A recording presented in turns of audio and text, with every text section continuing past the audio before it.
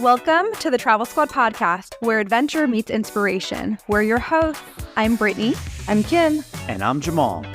Together we explore international destinations, hike epic national parks, and share unforgettable travel experiences with you, one passport stamp at a time.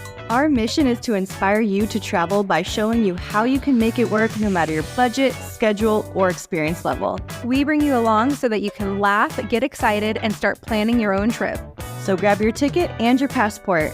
And don't forget your travel insurance. And get ready to embark on a new adventure with us around the globe. Hey Squaddies! Travel Squad Podcast is back with Just the Tip, our Friday mini episode series where we give you quick travel stories, hacks, and recommendations to set you off into the weekend right. Today, we're talking about one of our favorite domestic airlines, Southwest. We love Southwest for so many reasons, and we're going to get into that. But the main reason why we're talking about it is so many people in the U.S. fly Southwest, and they very recently announced major changes that is on the horizon for the airline. I love Southwest Airlines. I know there's a lot of haters out there that don't actually enjoy the airline, but there is actually a lot to love about Southwest. So we're going to jump into some of those, and then we're going to transition into what's changing. There's a lot of pros. There's some cons. We're going to dive into it all. And then we're going to talk about some tips and perks that you should know about Southwest in general. So what I love about Southwest is you can actually cancel your flight up to 10 minutes before your flight, and you get to keep that flight credit that never expires. I think that is huge. I really like that you can reshop your flights. That's always the biggest hesitant for me is like, what if I book this flight and then the price goes down? But on Southwest, if that happens, you can rebook it through the app very easily and get that money, that difference back if the price changed.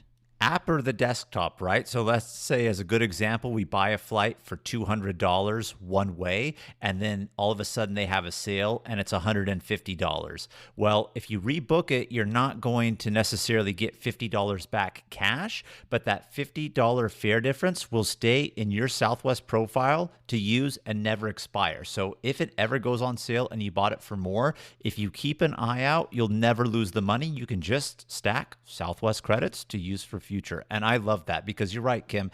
That's sometimes if we're not flying Southwest because it doesn't have the best route or anything like that, or it doesn't fly to that specific location that we're going to be going, I'm always so hesitant on when do I book with another airline, because there's no, if it goes on sale, I'm getting my price difference. So you got to really gauge it. Southwest, you don't. You can book, just keep an eye on it, and you could always get it at its cheapest at a later time.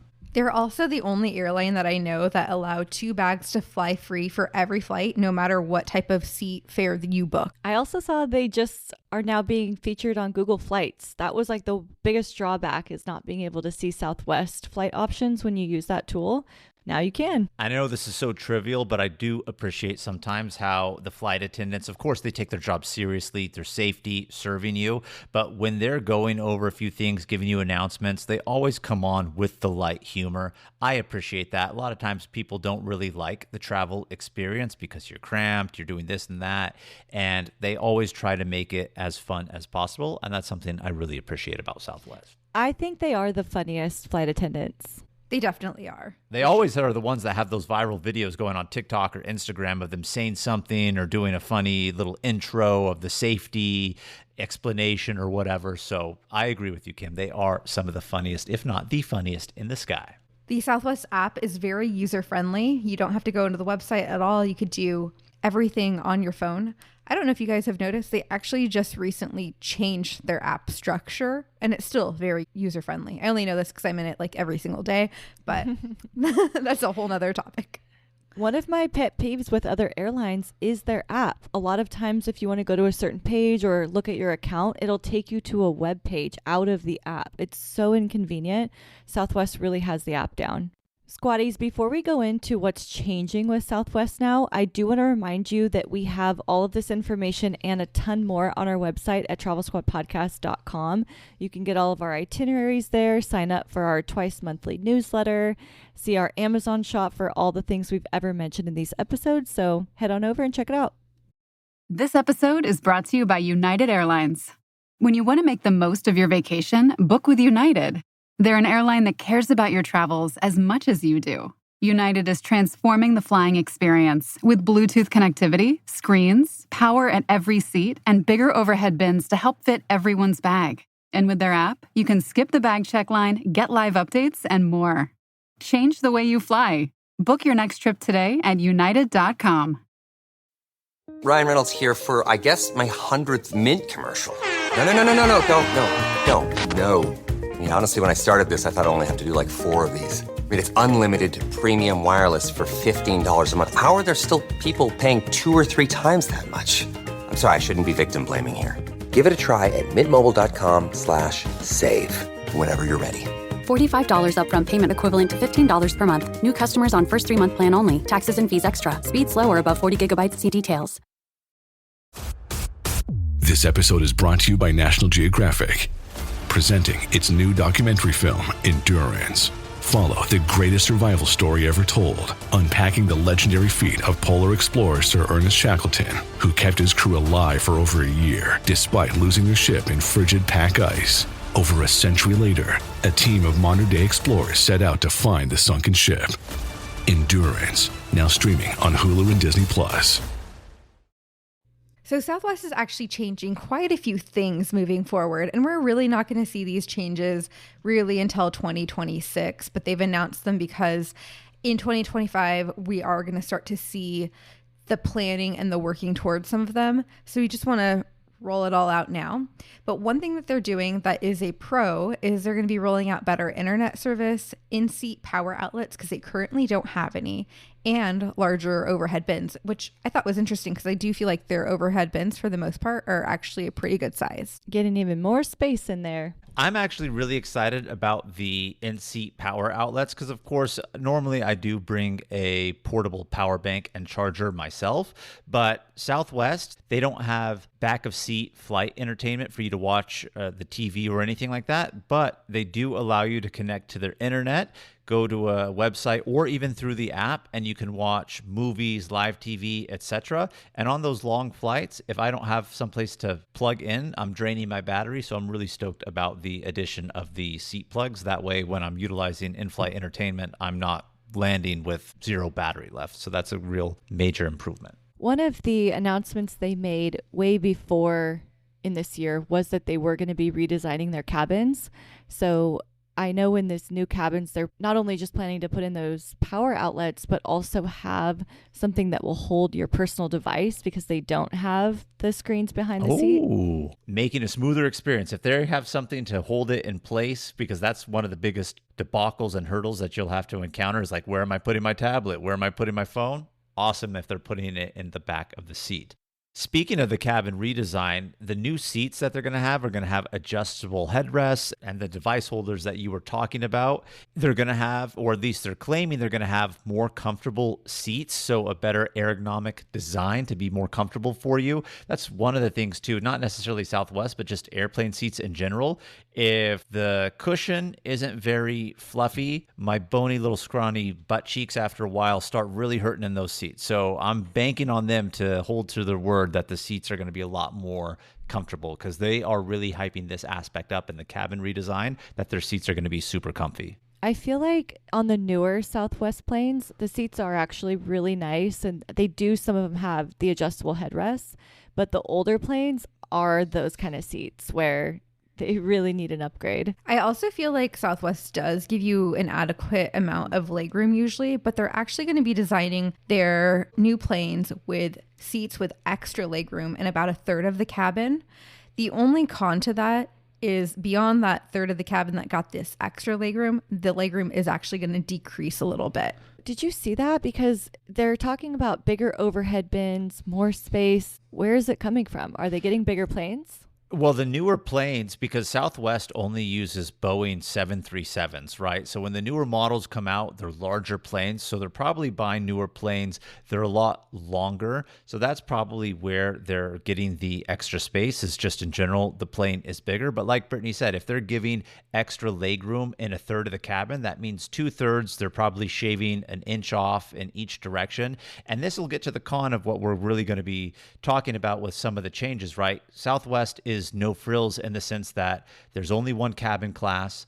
There's all the same amount of leg room as it stands now, except unless you're in the front of the plane or an emergency row exit. But that's some of the things that they're going to be changing coming up. And this redesigned cabin with more leg space is a part of that too. But that's also going to lead to the con, because now they're going to charge probably more for the fares in those seats with more legroom. Another thing that Southwest announced recently that we're really excited about is they're going to start offering vacation packages called Southwest Getaways, which will group together your flights, hotel, and rental car and put it into a bundle package. So I'm interested in seeing what that looks like and how much money that could potentially save. I thought they already did this, and you can always book bundles on Expedia too. So I am more curious to find out, what is this going to be? Yeah, because every time we book on Southwest, eventually we'll get an email from Southwest saying, did you book a rental car to said location that you just bought your airline ticket to? So I'm sure they act as a third-party travel agent. Maybe you get a little bit of a discount, but I'm sure, and we will see what this looks like if it's more of a discount. Instead of booking it under a separate reservation just through them for a discount, it's all tied together. So to be determined on that, but this could be a game changer wherever you're going if you can get all three: hotel, car rental, and flights in one spot. They've also been hinting at enhanced rapid rewards program and credit card benefits. They're being real secret project about this one, but details to come soon. And one of the most significant announcements is they are pairing up with Iceland Air for flights to Europe. As it stands now, Southwest does not code share, basically meaning that, they don't work with any other airlines. If you were to buy a ticket through another airline to ride on their plane to get from one place to the next before you get on the other airline, right? That's called code sharing. Apparently, they're going to be doing that with Iceland Air to get people to Europe. So booking through Southwest apparently can mean now you're getting to international destinations other than their select few they have, which is like Mexico and a few other places in South and Central America and the Caribbean. They're also adding new routes to Tennessee, Albuquerque, Memphis, Providence, and a few other cities. The only downside is they are reducing flights to Atlanta, Fort Lauderdale, and Chicago O'Hare. So we may see some others that have reduction flights, but their most popular areas that they're flying into, they're going to add more flights to, which can be a big benefit. They need to reduce their flights to Chicago Midway because that airport, boo. I think all the airports in Chicago suck. The holiday season officially starts when you get that first card in the mail. Shutterfly makes it easy to add more meaning to the everyday with hundreds of holiday card designs that can be personalized in seconds with your favorite photos from this year. Select your greeting, customize the color, and even add little extras like personalized foil to make a holiday card that really shines. Enjoy 40% off with code SMILE40 at Shutterfly.com and send something meaningful this year. See site for more details. This episode is brought to you by Allstate.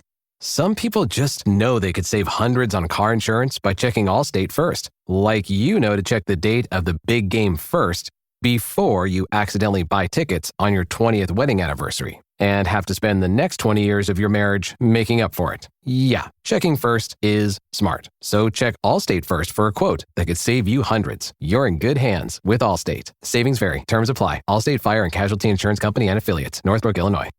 Subtle results, still you, but with fewer lines. Botox Cosmetic, out of botulinum toxin A, is a prescription medicine used to temporarily make moderate to severe frown lines, crow's feet, and forehead lines look better in adults. Effects of Botox Cosmetic may spread hours to weeks after injection, causing serious symptoms. Alert your doctor right away as difficulty swallowing, speaking, breathing, eye problems, or muscle weakness may be a sign of a life-threatening condition. Patients with these conditions before injection are at highest risk. Don't receive Botox Cosmetic if you have a skin infection. Side effects may include allergic reactions, injection site pain, headache, eyebrow and eyelid drooping, and eyelid swelling. Allergic reactions can include rash, welts, asthma symptoms, and dizziness. Tell your doctor about medical history, muscle or nerve conditions including ALS or Lou Gehrig's disease, myasthenia gravis, or Lambert-Eaton syndrome, and medications, including botulinum toxins, as these may increase the risk of serious side effects. For full safety information, visit BotoxCosmetic.com or call 877-351-0300. See for yourself at BotoxCosmetic.com.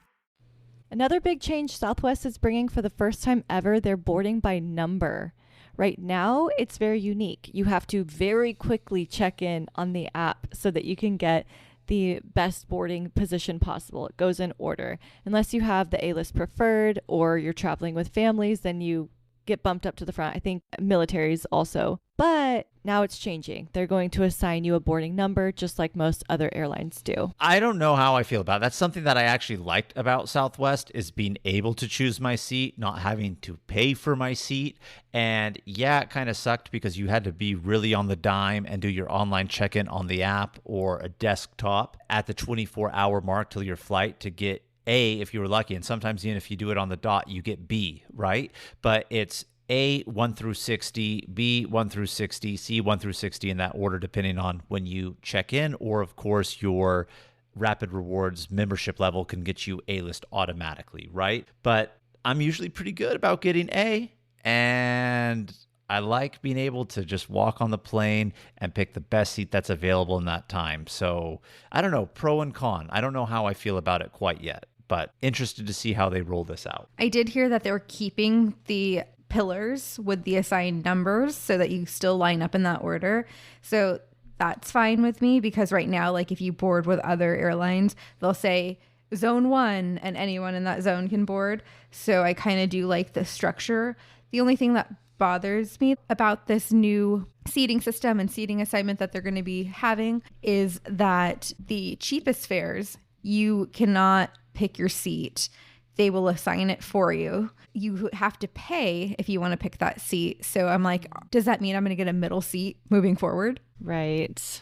I wonder what the amount will be. Consumer it with other airlines, which is honestly kind of expensive. It's kind of ridiculous. They're out here charging like $70 to choose your seat. Yeah, it can be a little hefty, but I am interested in seeing how our Rapid Reward status and A-list status stack up because I hear that people with those statuses will get some perks, and some of those perks could be like the extra legroom or being able to select a seat for free because you have status with the airline. So we'll see as it rolls out. And then lastly, in the pros, they are really catering to the last minute people, the chronically late people, the forgetful people, and they are now reducing their required time before check-in to just 20 minutes before your flight. It used to be 60 minutes. And so if you weren't actually checked in with your boarding pass an hour before your flight, you were kind of out of luck until the next one. Now you have that 20-minute period. I'm just nervous thinking about what person didn't check in or get to the airport to print their ticket out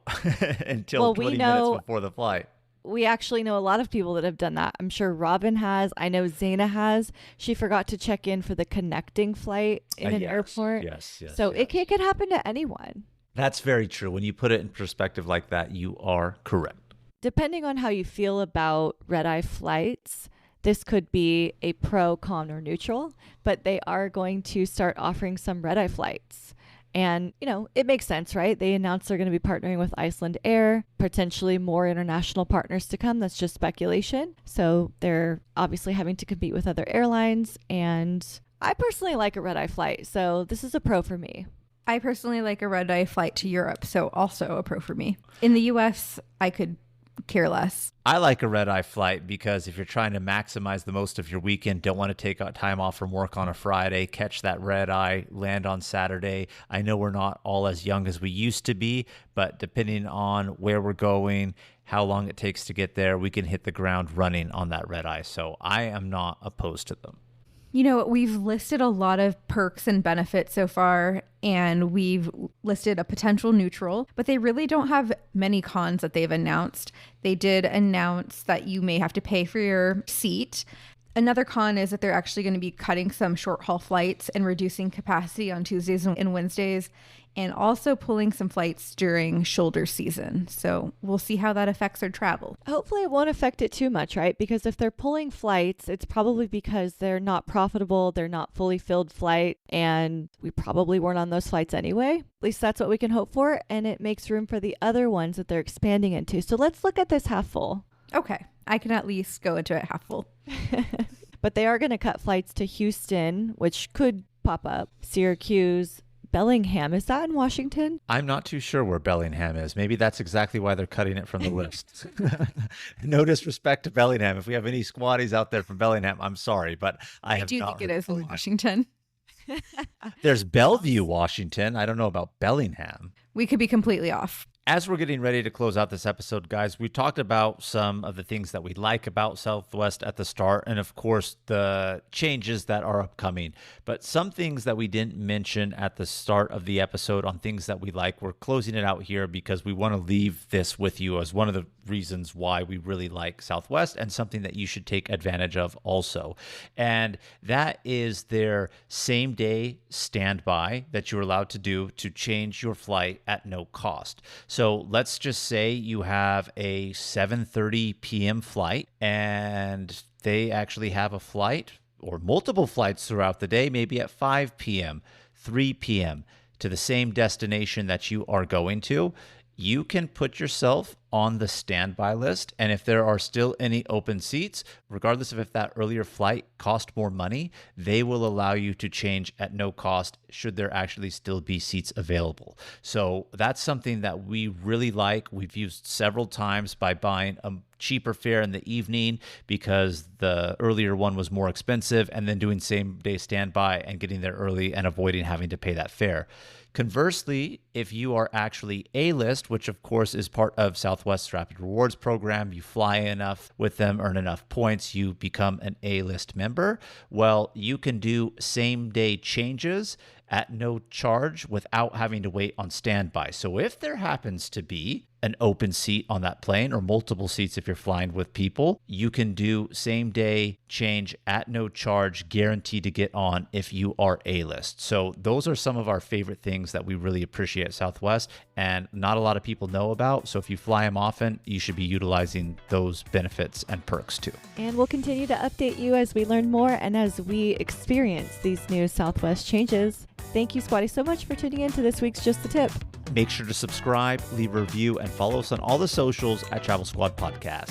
And have fun traveling this weekend. Bye, Squatties.